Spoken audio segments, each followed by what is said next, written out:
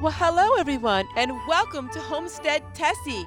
Today we're in the kitchen, and we're going to be canning celery for wintertime use.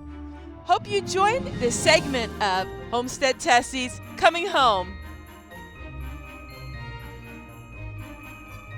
It's another Waste Not, Want Not video.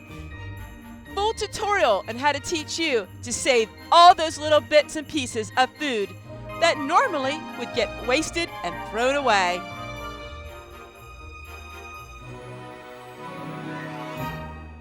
So the first thing that you're going to do is blanch the celery for about 3 minutes. That means put it in boiling water for 3 minutes. And now we're going to go ahead and canning it. Separate canner, and let's get this canned up. We are going to be pressure canning this for 35 minutes, and we're going to add 1/4 teaspoon of salt. You don't need to use salt, but salt does help flavor it, and you want to use canning salt. All right, let's get canning this up. I blanched the celery for about 3 to 5 minutes. I think it was about 4 minutes. Now we're going to put the celery in here. The celery will help wilt it a little bit, and it just helps it go in the jars better by blanching it. I'm not sure how much this is going to give me.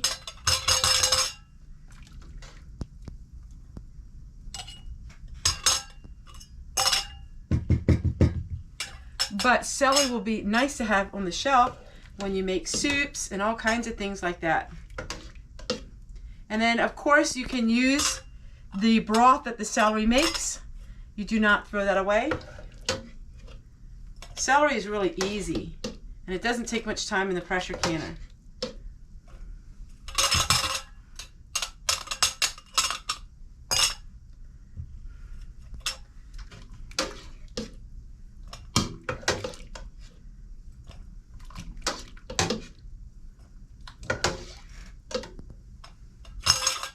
Now I am using little jelly jars. You could use pint jars if you wanted to, but this is about 1 cup. All right, I'm going to go ahead and strain this. Much easier to go ahead and strain all this. I'll put them in the jars and I'll show you the next step. Now we're going to add about 1/4 teaspoon of salt. Give or take, probably about, it's a little less than 1/4 teaspoon.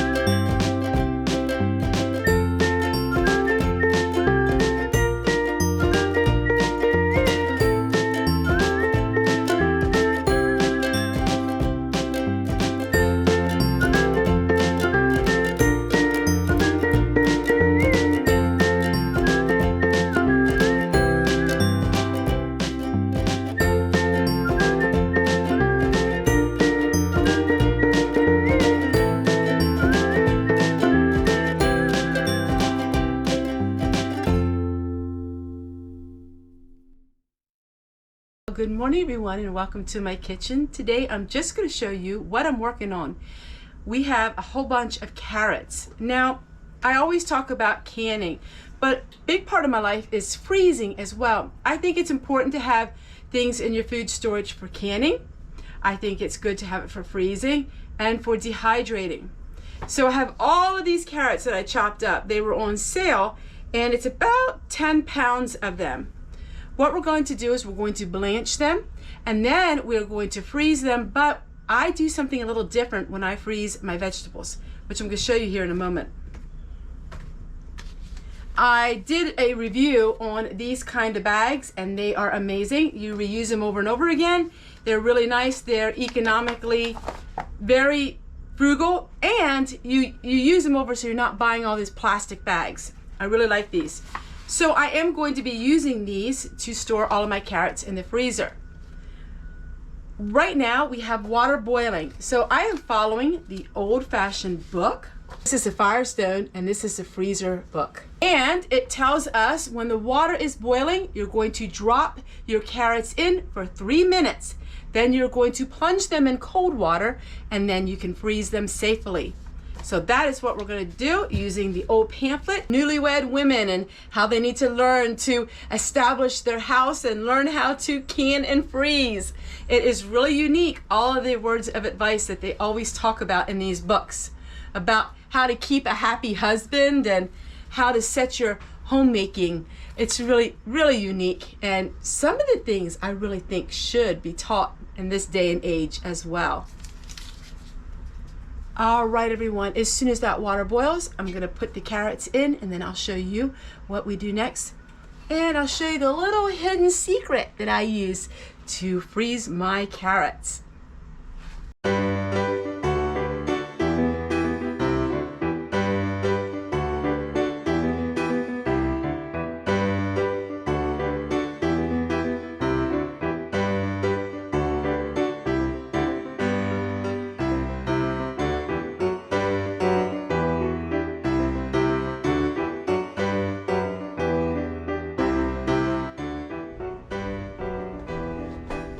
Okay, so now what we're going to do is we're going to put some carrots and add their Lipton onion soup mix. I did a video on making your homemade soup mix, but I only paid 49 cents for these, so I bought them. We are freezing them in the soup mix. It gives an amazing flavor. You can add it to your soups, to your stews. It's absolutely amazing. This is the trick. You do this to green beans, you do this to carrots, and it's going to be a special flavor when you make your food. So we're going to go ahead and add 2 envelopes for now. Probably will add another envelope to it. Probably another 2. All right, let's go get another envelope and try that and see if that's going to be enough. These bags actually hold a lot.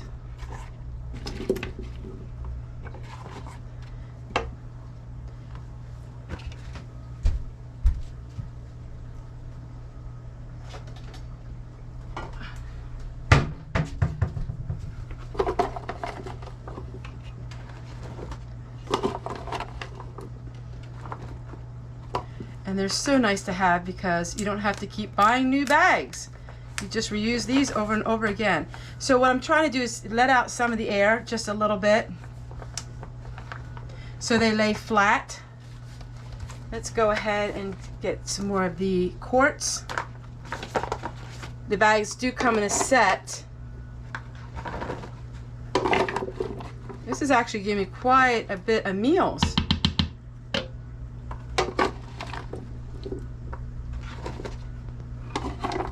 One thing nice about freezing is anybody can freeze. It doesn't take much skill.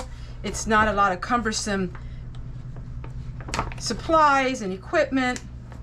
You don't have heavy jars. All right, everyone. Gonna finish this up and I'll have some closing thoughts.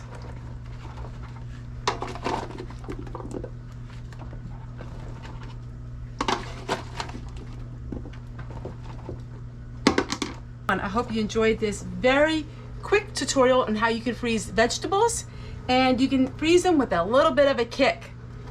It makes your meal so much more flavorful. Take care, everyone, and we'll see you guys again tomorrow. Bye, everybody.